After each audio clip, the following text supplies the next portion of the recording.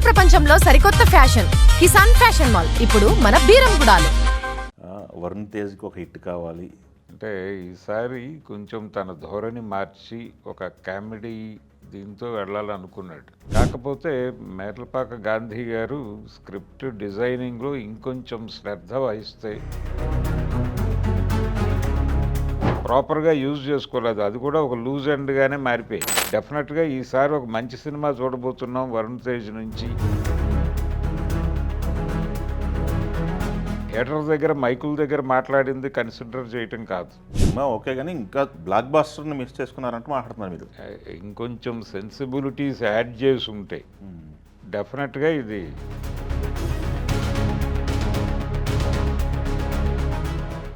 భరద్వాజ గారు, కొరియన్ కనకరాజు థియేటర్లోకి వచ్చేసింది.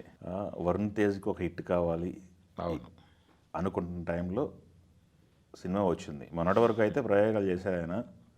అంటే యాక్చువల్గా ఇది కూడా ప్రయోగమే. అంటే ఈసారి కొంచెం తన ధోరణి మార్చి ఒక కామెడీ దీంతో వెళ్ళాలనుకున్నాడు. అదేలేండి. అంటే హారర్ కామెడీతో ఈసారి జనాల్ని పలకరించాలి. ఈ జానర్లో అంటే తను ప్రతిసారి ఏ జానర్ అయినా సరే కొత్తగా ట్రై చేస్తే జనాలు ఆదరిస్తూనే వచ్చారు. అది మొదటి నుంచి కనిపిస్తోంది అతని కెరియర్లో. అలా దీనికి ఈ సబ్జెక్ట్ తను సెలెక్ట్ చేసుకున్నాడు. కాకపోతే మేర్లపాక గాంధీ గారు స్క్రిప్ట్ డిజైనింగ్లో ఇంకొంచెం శ్రద్ధ వహిస్తే బాగుండేది. జనరల్గా కమర్షియల్ సినిమాకి లాజిక్తో సంబంధం లేదు అన్నట్టుగానే వెళ్తుంది మేటర్. అయినప్పటికీ ఒక మినిమం సెన్సిబిలిటీస్ నడవాలి కథలో. మీరు హారర్ కామెడీ చేయండి, హారర్ సినిమా చేయండి, ఘోస్ట్ ఫైట్లు పెట్టండి, ఏదైనా చేయండి, కానీ దానికి ఒక మినిమం సెన్సిబిలిటీ ఉండాలి. లాజిక్ కూడా అక్కర్లేదు. ఈ సినిమాలో చాలా చోట్ల దాన్ని చాలా లూజ్గా వదిలేశాడు ఆయన. ఓకే. అలాగే కొన్ని క్యారెక్టర్స్ని ఎందుకు ప్రవేశపెట్టాడో ఎలా క్లోజ్ చేస్తున్నాడో అర్థం కాని పరిస్థితి. అంటే కీలక పాత్రలే. ఉదాహరణకి హీరో బ్రదర్ క్యారెక్టర్ ఒకటి ఉంటుంది సినిమాలో. ఆ క్యారెక్టర్ని ఇంట్రడ్యూస్ చేయటము, దాని మీద కొంత కథని నడిపే ప్రయత్నం ఏదో చేస్తున్నాడు డైరెక్టర్ గారు అని అనిపిస్తుంది, కానీ దాన్ని ప్రాపర్గా యూజ్ చేసుకోలేదు. అది కూడా ఒక లూజ్ ఎండ్గానే మారిపోయింది. ఓకే. ఇలా లూజ్ ఎండ్స్ లేకుండా గనక ముందే ఆన్ పేపర్ ప్రాపర్గా వర్కౌట్ చేసుకుని ఉంటే డెఫినెట్గా ఈ సినిమాకు వచ్చినటువంటి బజ్కి, అంటే జనాలు కూడా డెఫినెట్గా ఈసారి ఒక మంచి సినిమా చూడబోతున్నాం వరుణ్ తేజ్ నుంచి అని ఫిక్స్ అయి ఉన్నారు. ఫిక్స్ అయ్యారు, థియేటర్ల వైపు మూవ్ అవుతున్నారు. సినిమా ఎక్స్ట్రాడినరీగా ఉంది అనే మాట వస్తే తప్ప జనాలు థియేటర్లకు కదలటం లేదు. కాబట్టి అది ఈ ట్రైలర్ నుంచి, అలాగే వీళ్ళు రిలీజ్ చేసిన ప్రమోషనల్ కంటెంట్ నుంచి, వాళ్ళు మాట్లాడిన మాటల నుంచి కొంత క్యూరియాసిటీ అయితే జనరేట్ చేయగలిగారు. ఓకే. ఆ మేరకు థియేటర్లకు వచ్చినటువంటి ఆడియన్స్ని హుక్ చేయాల్సిన అవసరం ఉంది. అక్కడ ఏమాత్రం చిన్న కన్ఫ్యూజన్ జరిగినా కానీ బయటకు వచ్చిన తర్వాత ఇబ్బంది పెట్టేస్తున్నారు జనాలు. అంటే ప్రతి ఒక్క ప్రేక్షకుడు ఏదో ఒక ప్లాట్ఫామ్ మీద మెంబర్ అయ్యి అక్కడ తన మనసులో అభిప్రాయాన్ని నాటేస్తున్నాడు. థియేటర్ దగ్గర మైకుల దగ్గర మాట్లాడింది కన్సిడర్ చేయటం కాదు.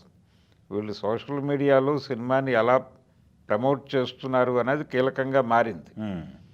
అందుకని ఇంకొంచెం స్క్రిప్ట్ విషయంలో కేర్ తీసుకుంటే బాగుండేది.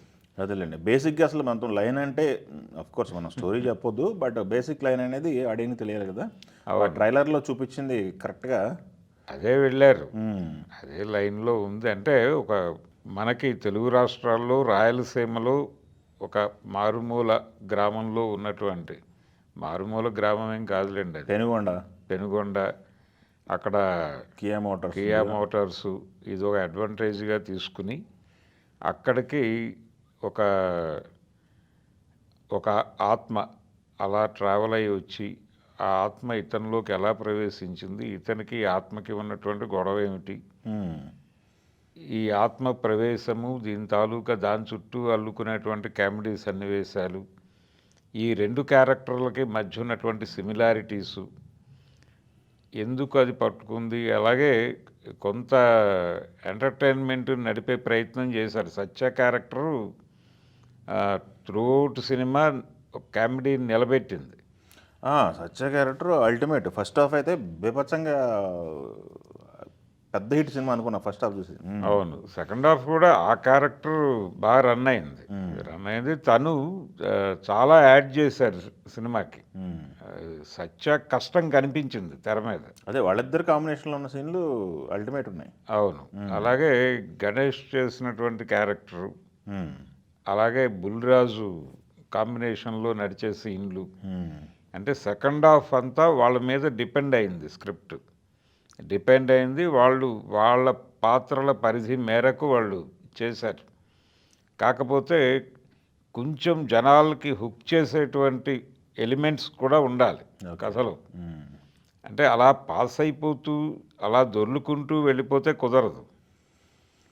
బయటకు వచ్చిన తర్వాత కొంచెం సెన్సిబుల్గా ఆలోచించడానికి ఒక పాయింట్ ఏదైనా హుక్ చేయాలి.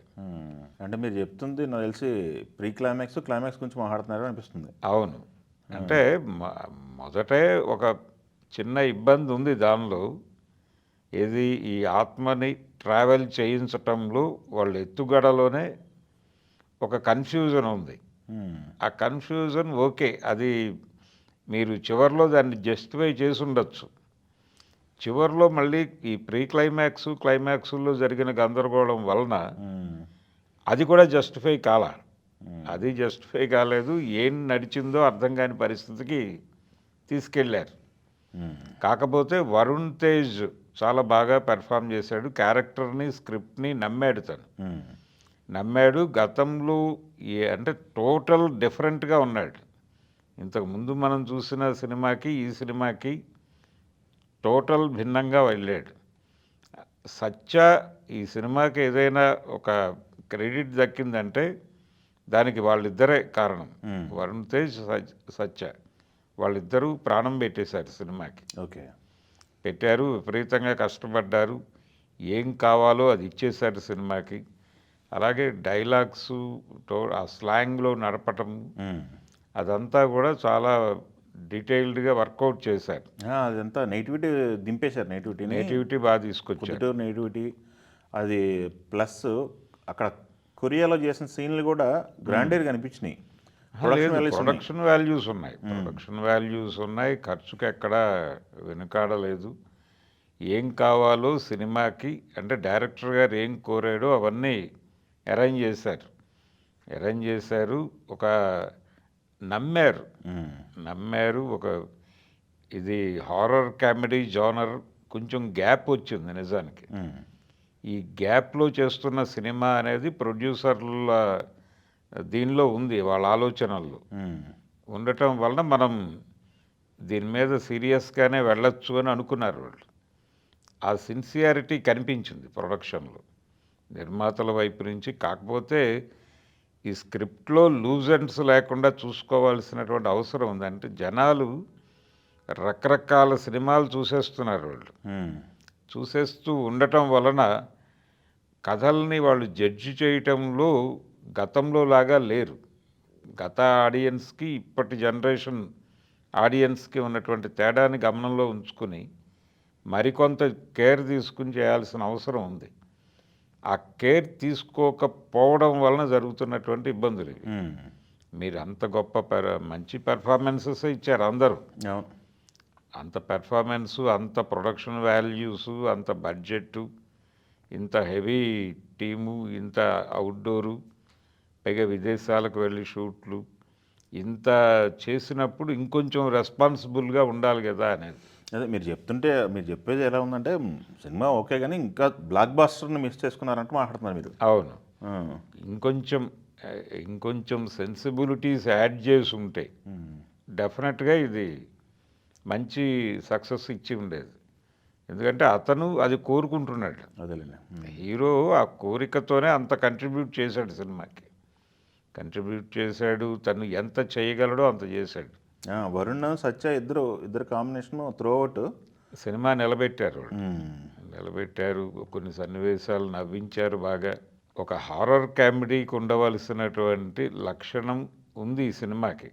కాకపోతే మనం ఇందాక నుంచి చెప్పుకున్నటువంటి అది ఆ లూజ్ ఎండ్స్ గురించి డీటెయిల్స్లోకి వెళ్తే కథ చెప్పేసామంటారు.